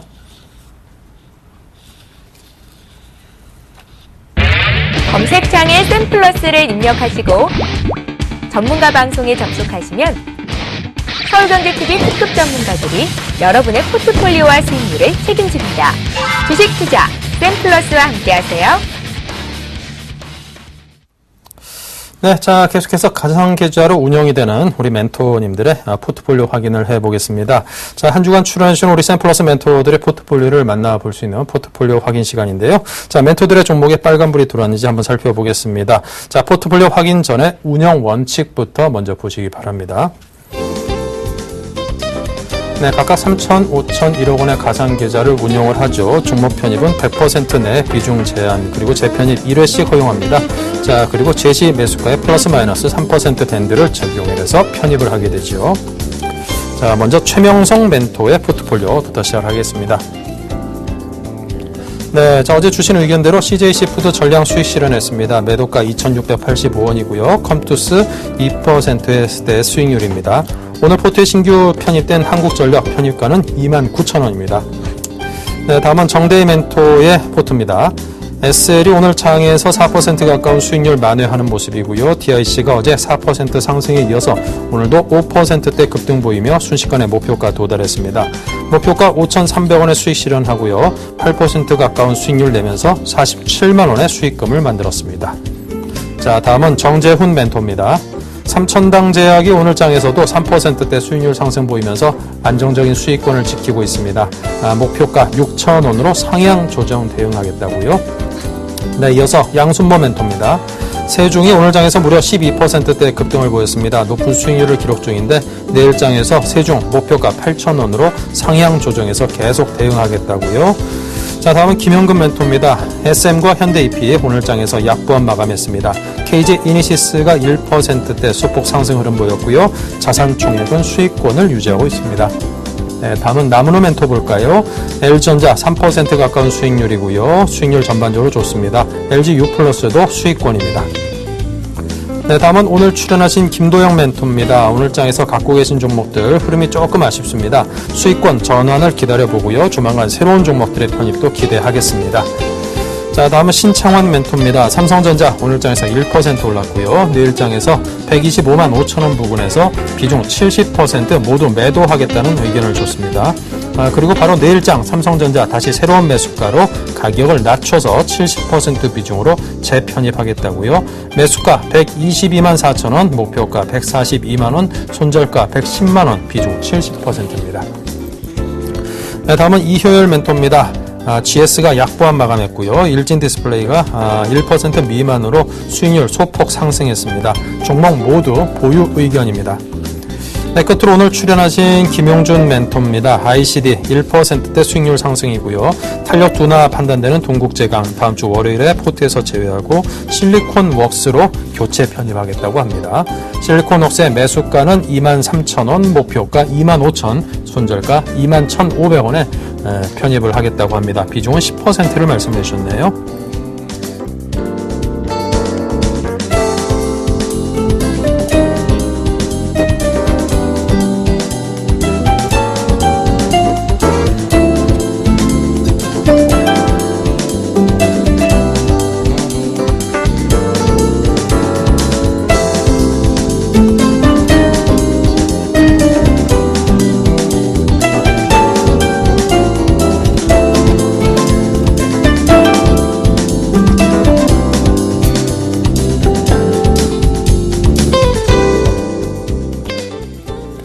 네, 전반적으로 좋은 흐름 잘 보여주고 있는 샘플러스 멘토들의 포트폴리오 점검을 해봤습니다. 수익 더 커지기를 기대하겠습니다. 자, 그리고 멘토들의 포트폴리오 확인에 이어서 김용준 멘토께서 다음 주에 편입하실 승천주, 조금 전에 말씀드렸듯이 실리콘웍스를 준비하고 계시는데요. 자, 이 부분에 대한 설명을 들어보죠. 네. 일단 실리콘웍스 그러면 이제 그 대표적으로 이제 그 반도체 쪽에서 이제 그 반도체를 이제 그 반도체는 이제 그 어떤 반도체로 분류하면 이제 그 삼성전자나 하이닉스 같은 건 이제 종합 반도체라고 얘기를 하고요. 그리고 이제 반도체 설계만 하는 쪽하고 반도체 생산만 하는 쪽에 파운드리 업체하고 이제 이런 쪽으로 좀 나눠질 수 있는데 실리콘웍스 같은 경우는 대표적으로 이제 반도체 설계를 하는 쪽으로 좀 보시면 되고요. 실리콘웍스가 주가가 가기 위해서는 대부분의 전제가 뭐냐면 애플 쪽의 비중이 좀 있습니다. 그래서 애플 쪽의 그 어떤 모멘텀이 살아날 때 주가가 비교적 좀 안정적으로 움직이고 실적이 긍정적으로 나온다. 이렇게 볼 수가 있는데 그동안 이제 애플과 관련된 여러 가지 이제 불확실성이 좀 많이 대두가 되면서 그 여러 가지 이제 그 악재를 좀 딛고 주가가 좀 크게 지금 횡보 하락 조정을 보였던 종목 중에 하나입니다. 뭐 차트를 좀 한번 길게 놓고서 한번 그 차트를 좀 보여드리도록 하겠습니다.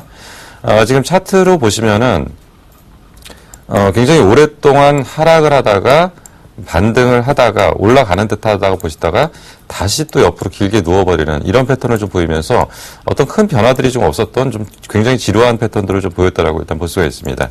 근데 그 최근에 이제 그 나왔던 얘기가 9월 달입니다. 9월 달에 이제 아이폰 5S라는 것이 이제 그 신제품이 이제 출시가 거의 기정사실인 것 같습니다. 그럼에 따라서 이제 다시금 이제 애플에 대한 어떤 그 가능성들을 조금씩은 열어놓고 있는 것 같은데, 직접적인 어떤 수혜들이 좀 예상되는 종목 중에 하나입니다. 실리콘웍스 같은 경우는. 그래서 이제 그 9월 달에 그 아이폰 5S에 대한 기대를 좀 보면서, 최근에 주가가 아직은 밋밋하지만 좀 바닥권에서 지금 조금씩 좀 움직이려고 하는 모습을 좀 보이고 있습니다. 차트를 좀 잠깐 좀 설명을 드리면요.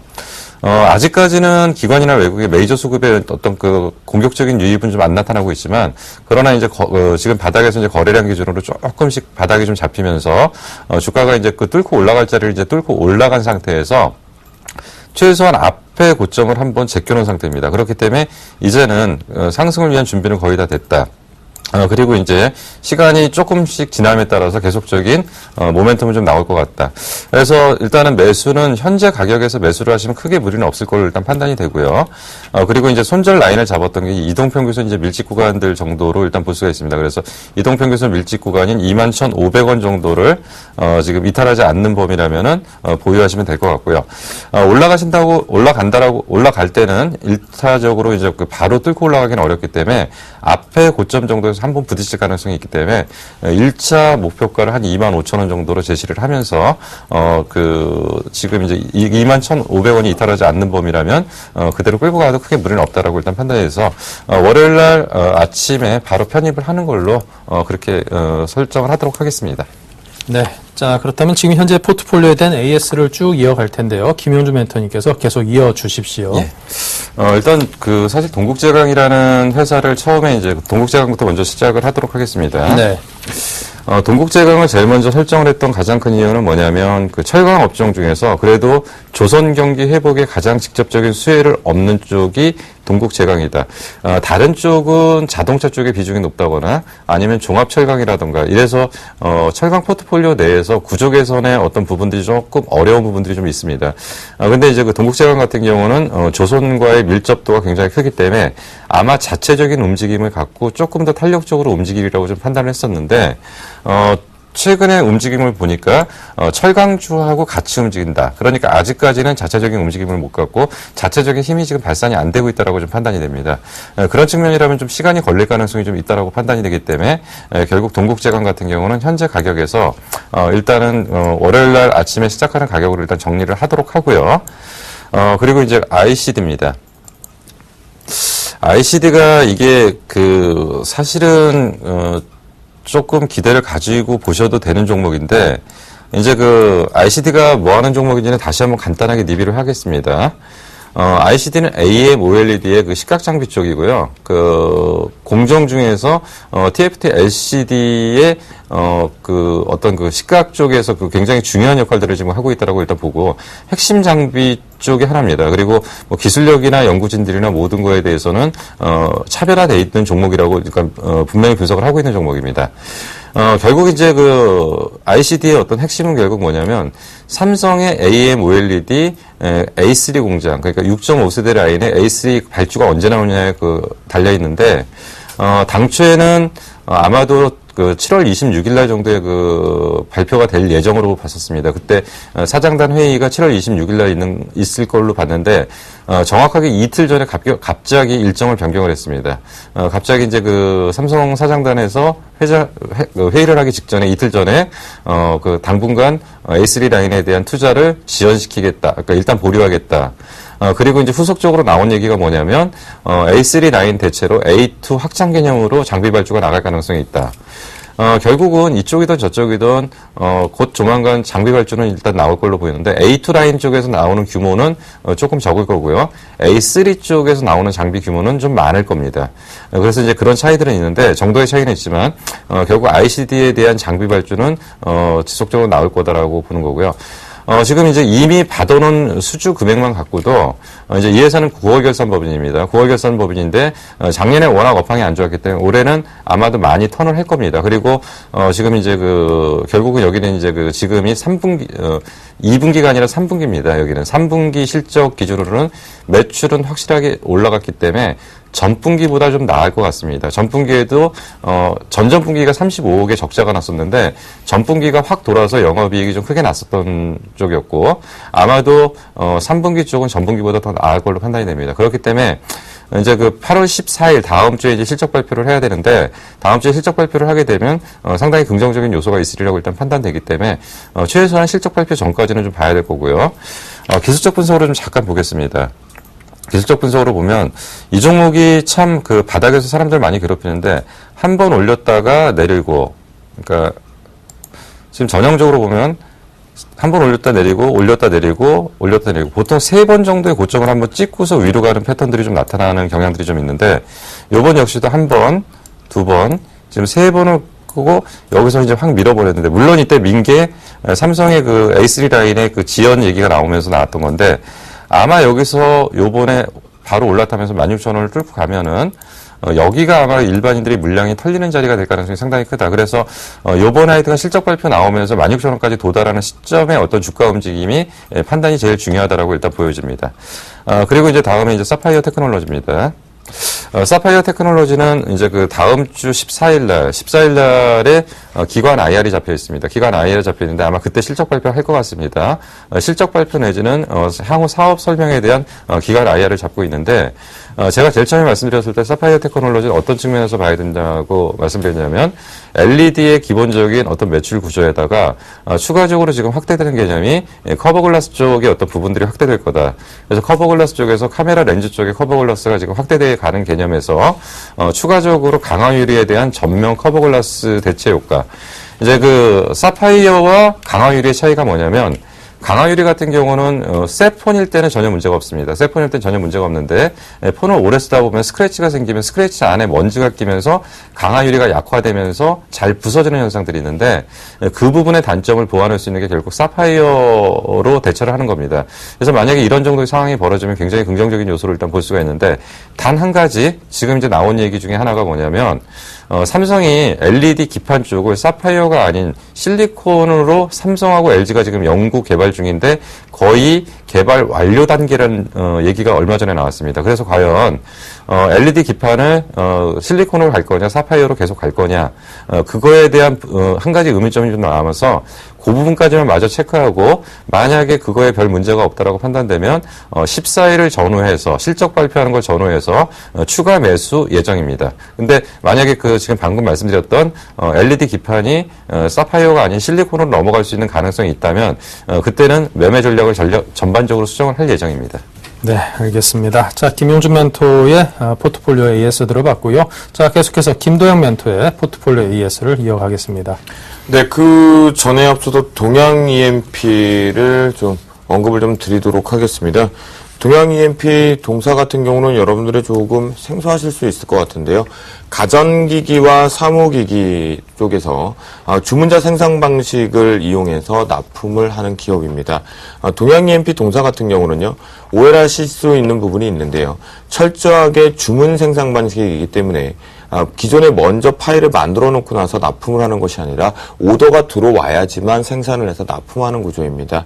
특히나 삼성전자와 LG전자 향 휴대폰 충전기, 휴대폰의 보급률이 증가가 되면서 실적 가시 영역권에 들어왔던 부분이었고요. 그 뒤로 어느 정도의 이 충전기 사업 부분에서 안정 부분의 정점을 도달하는 시점에서 현대차 향을 통해서 하이브리드카용 컨버터를 납품하기 시작했습니다. 그만큼 충전 쪽에서만큼은 강점을 갖고 있는 기술력을 갖고 있는 동양 EMP다라고 보시면 좋겠는데요.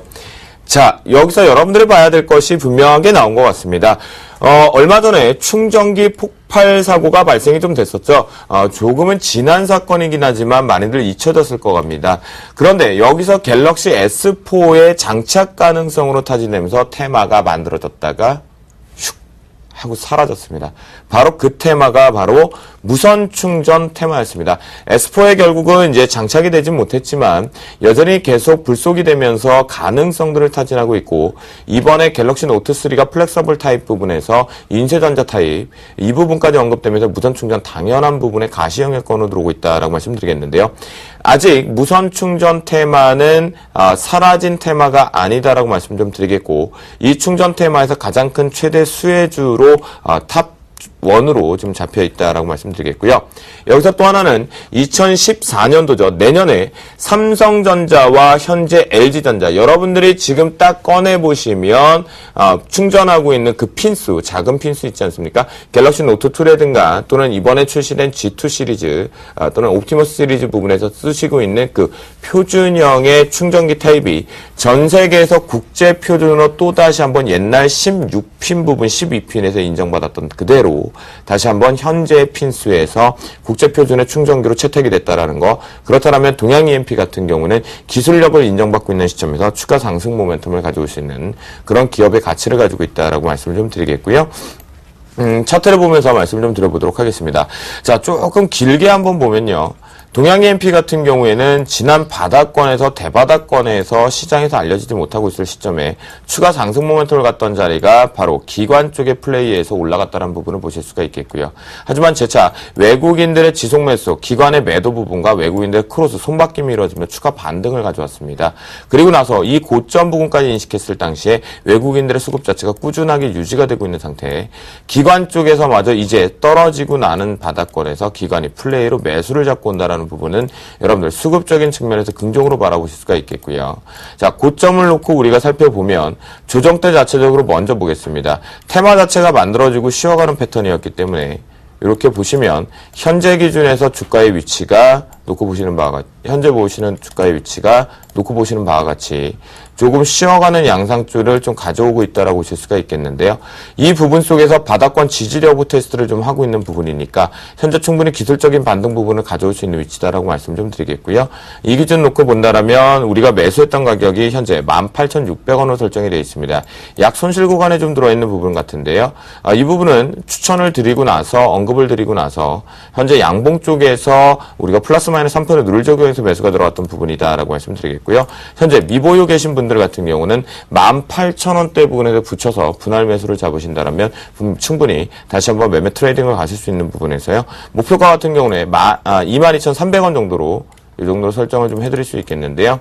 현재 22,300원의 밴드 자체적으로 좀 살펴보셔야 될 것은 이 매물대 부분에 이미 가격 조정을 받았을 당시에 수급적인 측면에서 외국인과 기관 쪽, 특히나 꾸준하게 상승 쪽으로 보유 수량이 유지되고 있다는 부분을 봤을 때 매물 소화 과정은 이미 이 파동에서는 지나갔다. 라고 볼 수 있기 때문에 단기적인 관점 보시는 분들은 2만 원을 잡지만 중기적인 관점 보시는 분들은 22,300원을 목표가로 설정을 하시고 하단밴드 손절가는 15,800원을 말씀을 좀 드리는데요. 15,800원은 심리적인 저항성 부분에 걸려드는 부분이니까 하지만 여러분들 제가 10% 비중이거든요. 그렇다면 이 16,500원대 부분에는 추가 매수를 비중을 좀 확대할 예정이다라고 말씀드리겠고요. 같이 대안에서 나오고 있는 종목군들 중에 하나가 바로 한솔테크닉스입니다. 두 종목 모두 다 현재 부분에서 언급될 수 있는 무선 충전 테마 쪽에서는 강점 부분의 기술력을 인정받은 부분인데요. 이 역시도 실제적으로 보시면 조정대를 견고하게 받고 내려오는 부분이었다라고 보실 수가 있겠습니다. 그래서 현재 되돌림 파동 자체의 1차 상단을 받은 거기 때문에 추격 매수 잡으니까 눌림 매수로 잡으신다면 무선 충전 쪽에서는 두 종목 가능하다라고 말씀드리겠습니다. 네, 자 이렇게 해서 두 분 멘토분들의 포트폴리오 AS 점검 이어가 봤습니다.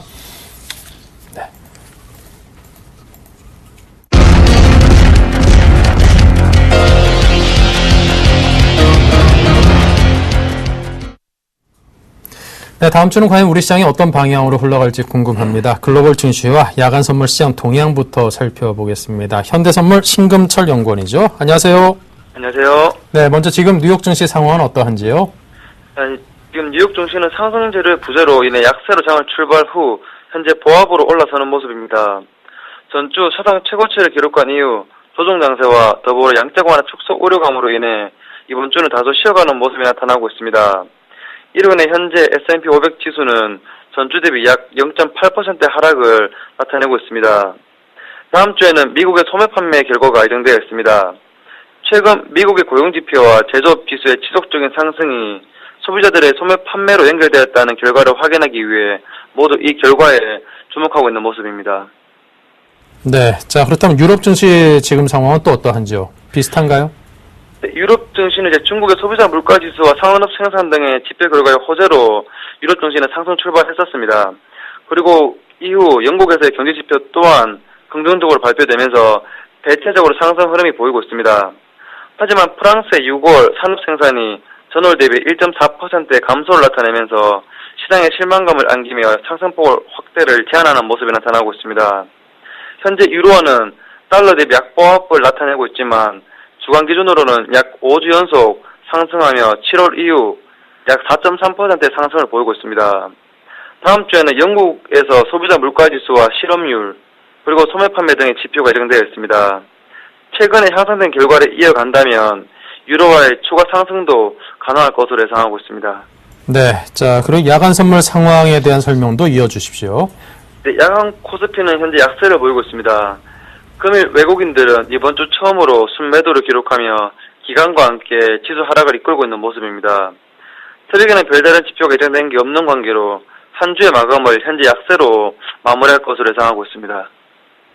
네, 자 지금까지 뉴욕과 유럽 그리고 야간 선물 시장 동향까지 짚어봤습니다. 현대선물의 신금철 연구원이었습니다. 감사합니다. 감사합니다. 네, 다음 주 국내 증시도 역시 체크해야 될 사항들이 많습니다. 그 부분에 대해서 김도현 멘토께 설명을 주시는데요. 오늘 월요일 일정부터 듣겠습니다. 네, 다음 주 같은 경우는 이제 광복절이 좀 있습니다. 우리가 모두 다 대한민국을 한번 외쳐야 될 시점이 아닌가 싶은데요. 도로에 악주족들만 안 나타났으면 좋겠습니다. 자, 좀 치실 수 있는 부분인 것 같은데 월요일날 좀 중요한 게 하나 있습니다. 제가 주쌤이 준비한 부분에서는요. 일본 2분기 GDP가 발표가 됩니다. 현재 일본 아베노믹스 부분에 대해서 참여한 부분에 속여놨던 부분의 원전 부분에 위험성도 지금 도래가 돼 있는 부분, 또한 현재 유동성 장세로 확대를 하면서 엔저 기조로 확대시켜놨던 아베노믹스의 실제 이제 효율성에 대한 결과를 한번 확인할 수가 있거든요.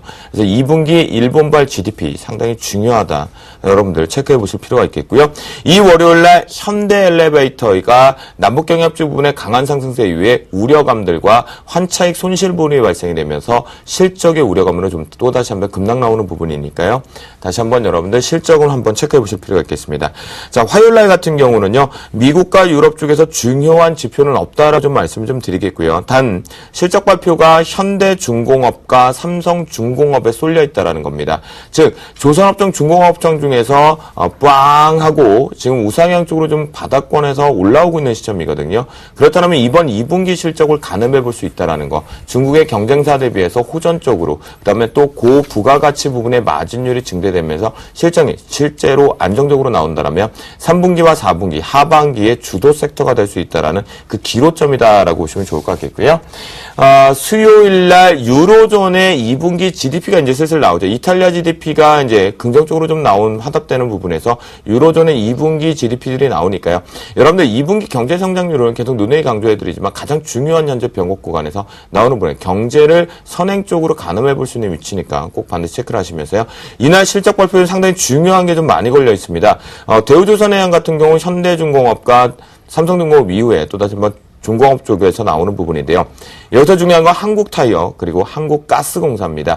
한국가스공사는 이번 하반기에 유상증자 결정이 거의 임박해 있는 것으로 파악이 되고 있는데요. 셰일가스 모멘텀과 함께 반드시 체크해 보실 필요가 있겠고요. 그리고 여기서 특징적으로 또 하나는 건 두산엔진 정도만 중공업 쪽 부분에서 하반기 실적 가시권에 들어올 수 있는 정도만 체크해 보시면서요. 목요일날 드디어 시장입니다. 그리고 금요일날은 여러분들 주택 착공 건수와 건축 허가 건수를 미국발 반드시 보셔야지만 이로 인한 핑계 김에 이미 고점에 있는 미국이 조금은 흔들릴 수 있다라는 것만 숙지해 주시면 좋을 것 같겠습니다. 이상 주쌤이었습니다.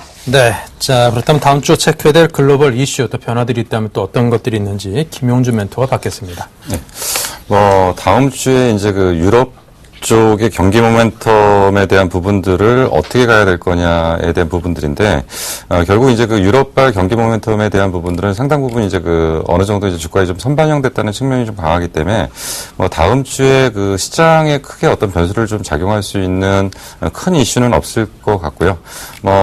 역시 이제 그 계속적으로 얘기가 왔다 갔다 하는, 결국 이제 그 미국의 이제 출구 전략 시기에 대한 논쟁들만 계속적으로 좀 시간에 따라서 좀 가능할 것 같고, 결국 이제 이것이 그 미국의 이제 출구 전략 그 결정 시기가 결국은 일본과 중국과 전체적인 어떤 상황들에 같이 맞물려 버리기 때문에 그런 부분들에 대한 영향들이 좀 나타나지 않을까 좀 판단이 됩니다. 네. 자, 김동욱 멘토께서는 다음 주 증시 전망과 전략을 어떻게 잡고 계시는지요? 네, 다음 주 같은 경우는 앞에서 이제 지표 부분에 대해서 이제 주초한 부분에 좀 중요할 것 같아요. 우리나라 자체가 이번 주 5거래일 부분에는 옵션 만기를 잘 넘어갔지만 그 월화수의 흐름을 본다라면 질질질질 흘러내렸거든요. 파생 쪽의 포지션들, 제가 늘 말씀을 드리죠. 이렇게 자로된 듯한 매매 트레이딩을 갈 수 있는 부분에 그 트레이딩 룸이 있다라면 빨리 전화해 주십시오. 그러면 제가 달려가서 거기 가서 저도 배워서 여러분들에게 모두 다 알려드리도록 하겠는데요. 그만큼 자로된 듯한 부분에 대해서 기술적인 하락 부분을 가져왔고, 그렇다면 이제 기술적 반등이 있어야 됩니다.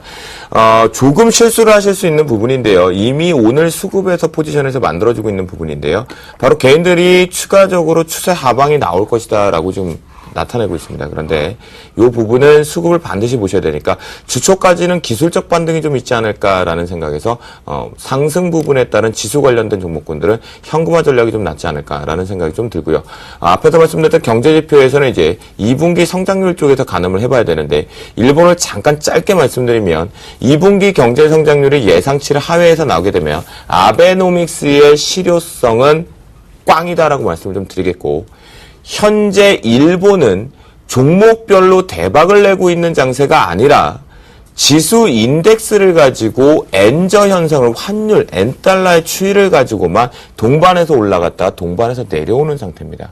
그래서 엔저 자체가 이미 기술적으로 상단이 걸려서 내려올 준비를 하고 있기 때문에 일본 자체의 증시가 내려올 준비를 한다라고 보시면 좋겠고, 이 자금이 한국으로 무조건 들어온다라고 보기도 위험성이 있기 때문에 여러분들께서는 2분기 월요일 날 일본의 발표를 좀 보고 일본 증시의 영향력을 한국과 같이 보시는 것이 좋겠다.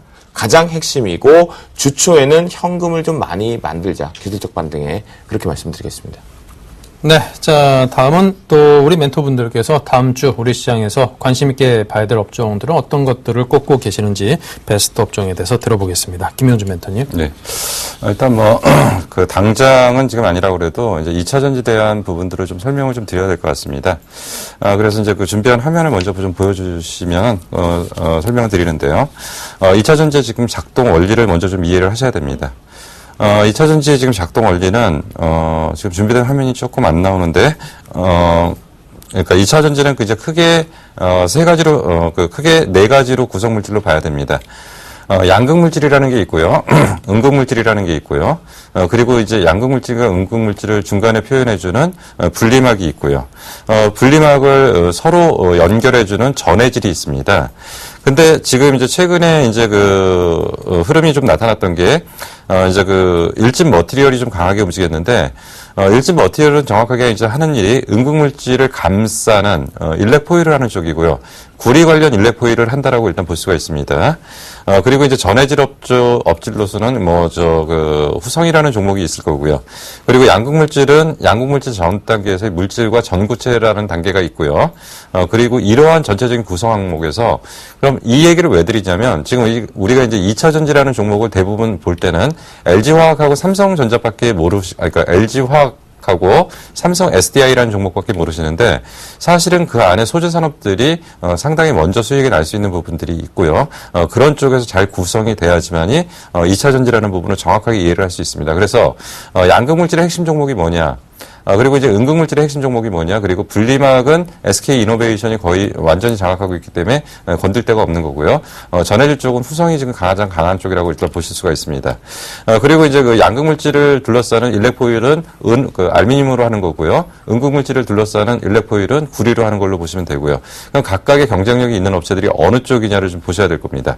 그래서 이런 것들을 이제 최종적으로 취합해서 결국은 이제 배터리 팩을 만들고 배터리 팩을 결국 이제 현대 모비스 같은 데서 주로 만드는 거고요.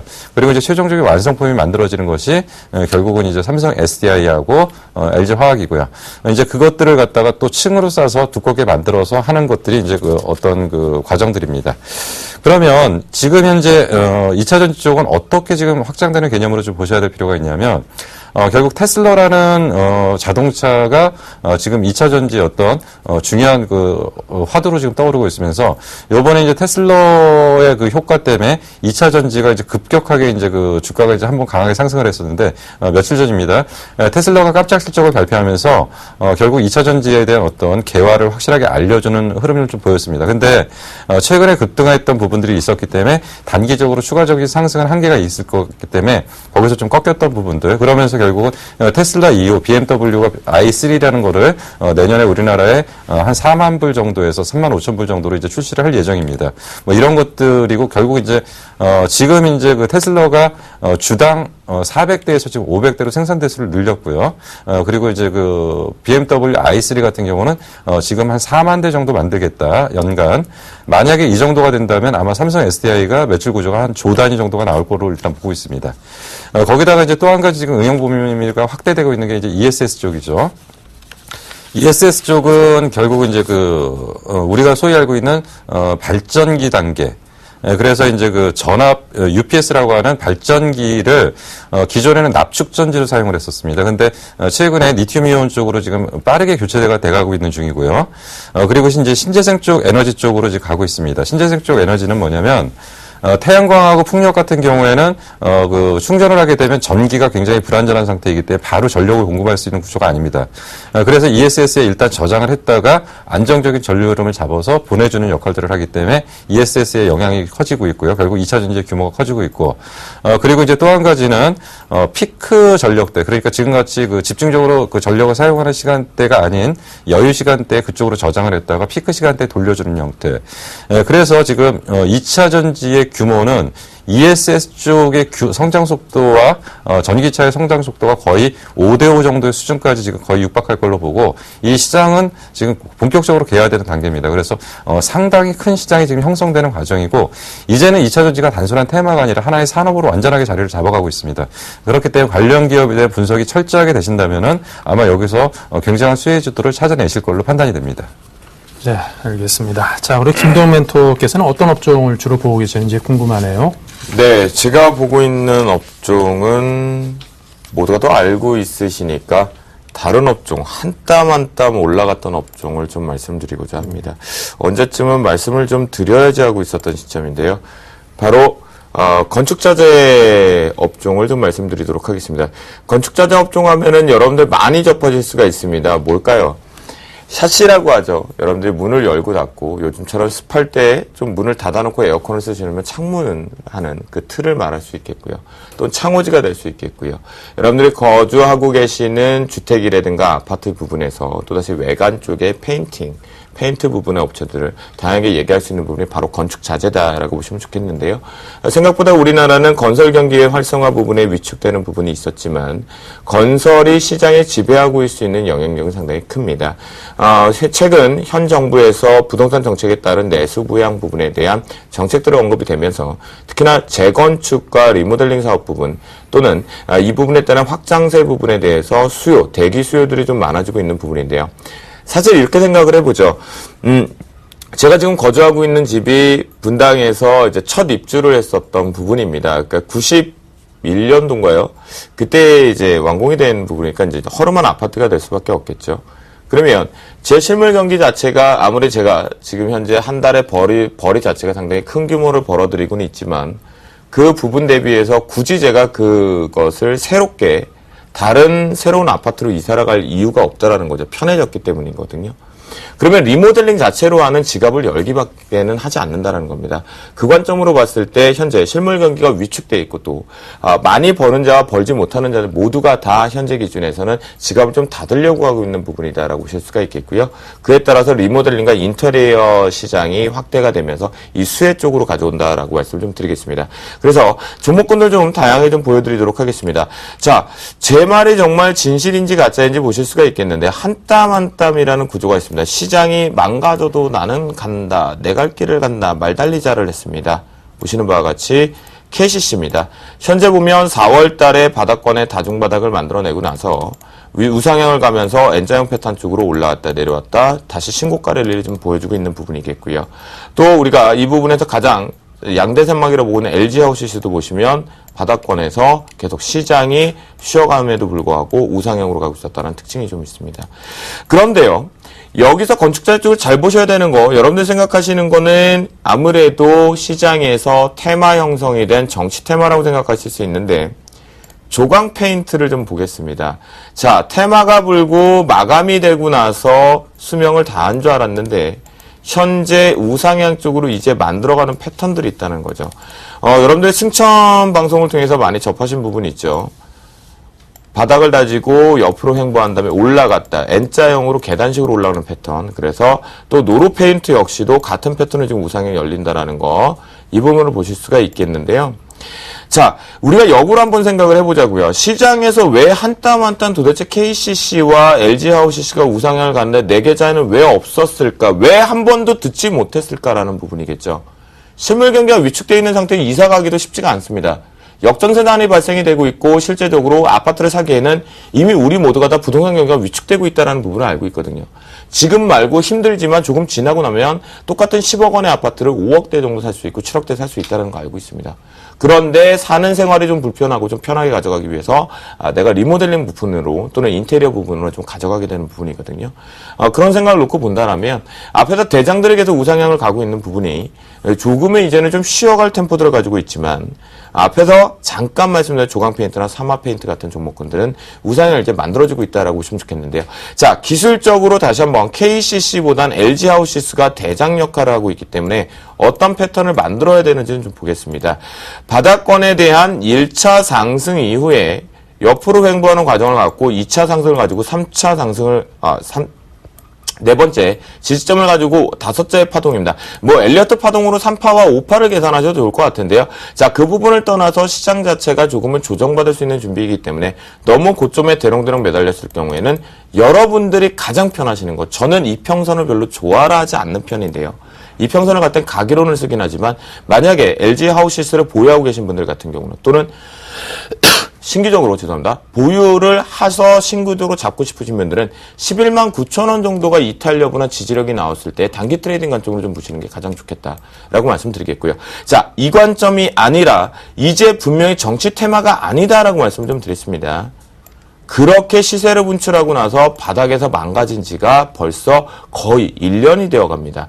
이제 머리를 들 준비를 하고 있기 때문에 이 역시도 현재 추경 양봉에서 따라잡을 것이 아니라 눌림 대파동이 나오는 자리에서 반템포, 즉 요 자리를 지켜주는 부분 5,000원과 5,100원대를 지켜준다면 조강 페인트는 트레이딩 관점 쪽으로 잡고 보시는 것이 가장 좋겠고, 자, 이 부분이 바로 오늘의 고점에 걸려든 이유도 바로 이 부분이겠죠.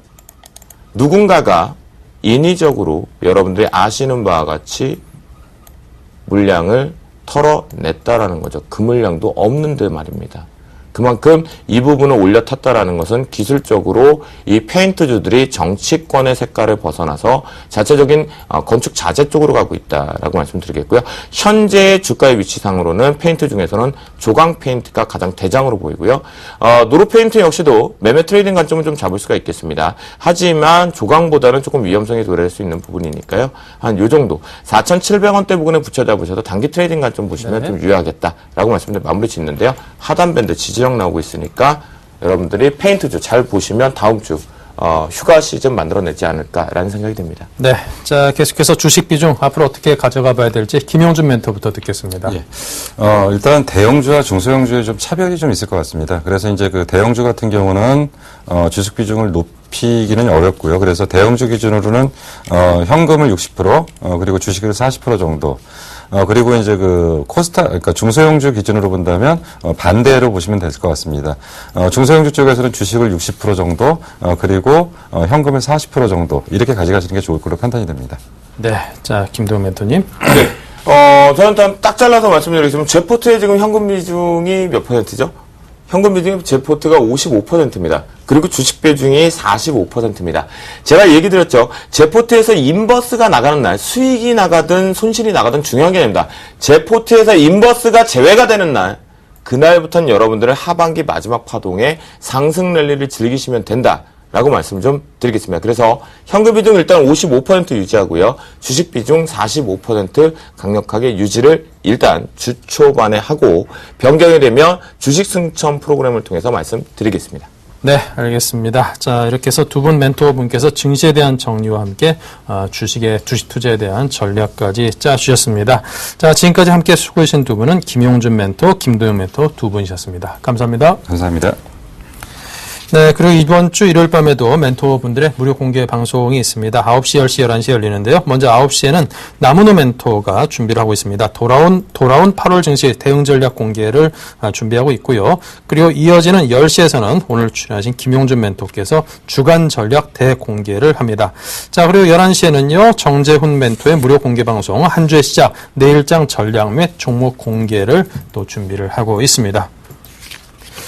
네, 자, 이렇게 해서 오늘 준비한 막장 토크 내용 여기까지 모두 하고 마치도록 하겠습니다. 편안히 잘 주무시고요. 다음 주에 다시 뵙겠습니다. 감사합니다.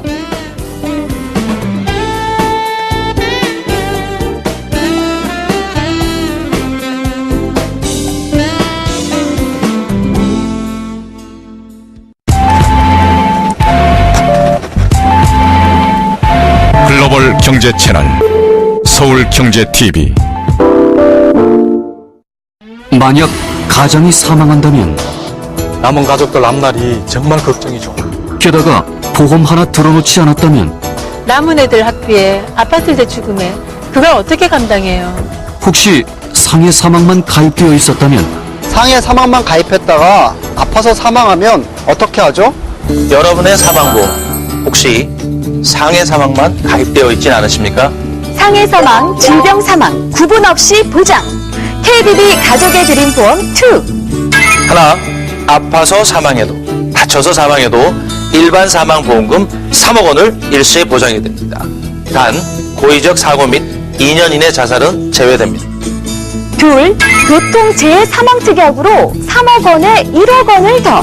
4억 원 일시금 보장. 셋, 대중교통 이용 중 재해사망 특약으로 4억 원에 2억 원을 더해 6억 원을 보장해드립니다. 가입 다음 날부터 바로 보장하는 KDB 생명. 상해 사망만 되는 게 아니라 질병 사망도 해주는 데다가 3억이니까 보장 금액이 정말 마음에 들어요. 20세부터 60세까지도 가입 가능. 보험료도 40세 남성 기준 월 84,400원, 40세 여성은 월 46,000원. 자, 이젠 사망보험 가입 전 꼭 확인하십시오. 아파도 다쳐도 질병 사망, 상해 사망 가리지 않고 보장해주는지. 과연 일시금으로 얼마를 보장해주는지. 1년 뒤, 2년 뒤가 아니라 가입 당일부터 보장해주는지. KDB 생명으로 지금 전화하셔서 빨리 대비해 두십시오. 대한민국 아빠 엄마, 당신에겐 어떤 사망보험이 필요합니까? 아이들 생각하면 일단 금액이 좀 되는 걸로 가입하고 싶어요. 상해 사망만 되는 거 말고 질병 사망까지 되는 걸로 가입하고 싶어요. 대한민국 10대 사망 원인 중 9가지가 질병 사망, 단 하나만이 운행 중 사고로 인한 상해 사망. 그런데도 여러분은 상해 사망만 가입하시겠습니까? 상해 사망도 질병 사망도 보장해드리는 KDB 생명. 암, 당뇨, 심장질환, 뇌질환, 고혈압 등등 그 어떤 질병 사망이라 해도 일반 사망보험금 3억 원 일시에 보장. 교통사고, 익사, 화재, 추락 등 각종 재해사고도 일반 사망보험금 3억 원을 일시에 보장해드립니다. 단, 고의적 사고 및 2년 이내 자살은 제외됩니다. 운전을 하다 사고를 내도, 차를 타고 가다 사고를 당해도, 길을 건너다 사고를 당했을 때도 교통재해 사망 특약으로 3억 원에 1억 원을 더 4억 원 일시금 보장. 버스, 택시, 지하철, 기차 등 대중교통 이용 중 재해 사망은 금액이 더 큽니다. 특약으로 4억 원에 2억 원을 더해 6억 원을 보장해드립니다. 나중에 후회하면 뭐 하겠어요. 사망보험 하나 없어서 가족들이 힘들어할 거 생각하면 정말 미리 대비해 둬야 될 것 같아요. 20세부터 60세까지도 가입 가능. 보험료도 40세 남성 기준 월 84,400원, 40세 여성은 월 46,000원. 큰 병을 앓고 나서, 크게 다치고 나서 그때는 이미 늦습니다. 지금 가입해 두셔야 대비가 가능합니다. 1년 후부터 보장 아닙니다. 가입 당일부터 100% 전액 보장. 더 늦기 전에 준비하세요. 40대 조기 사망이 늘고 있다. 남성 간질환, 여성 대장암, 사망자 급증. 암 사망률 날로 높아져 지난해 10만 명당 144명. 건강을 자신했던 분도 나이가 들어가면서 사망 관련 뉴스를 보면 마음이 복잡해지실 겁니다. 아무런 준비 없이 가장이 사망한다면 남은 가족은 정말 혹독한 현실과 마주하게 됩니다. 자, 사랑하는 가족을 위해 이제는 미루지 마십시오. 하나, 상해 사망도 질병 사망도 구분 없이 일반 사망보험금 3억 원 일시에 보장. 둘, 교통재해 사망 특약으로 3억 원에 1억 원 더 4억 원 일시금 보장. 셋, 대중교통 이용 중 재해 사망 특약으로 4억 원에 2억 원 더 6억 원 일시금 보장. 이젠 사망보험 가입 전 꼭 확인해야 합니다. 질병 상해 가리지 않고 해주는지, 과연 일시금으로 얼마를 보장해주는지, 1년 뒤 2년 뒤가 아니라 가입 당일부터 보장해주는지. 보험료도 40세 남성 기준 월 84,400원, 40세 여성은 월 46,000원. 본 보험의 주계약 및 특약은 10년마다 갱신되며 연령 증가를 가정하는 경우 가입 시점 여자 40세 기준 주계약 45,000원, 특약 1,000원인 보험료가 1회 갱신되는 시점인 50세에는 각각 57,000원, 1,200원으로 인상될 수 있습니다. 상기 예시는 갱신 보험료에 대한 가입자의 이해를 돕기 위해 일정한 가정에 의해 작성된 자료이며 실제 갱신 시점의 보험료는 예시 보험료와 크게 차이날 수 있습니다. 가입 당일부터 100% 전액 보장. 더 늦기 전에 준비하세요.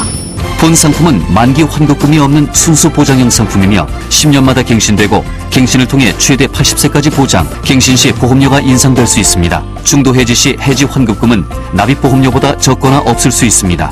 청약일로부터 30일 이내 청약 철회가 가능하며 이 경우 납입한 보험료를 돌려드립니다.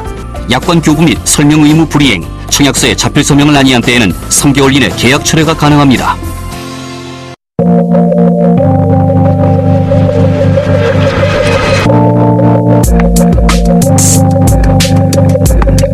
글로벌 경제 채널 서울경제TV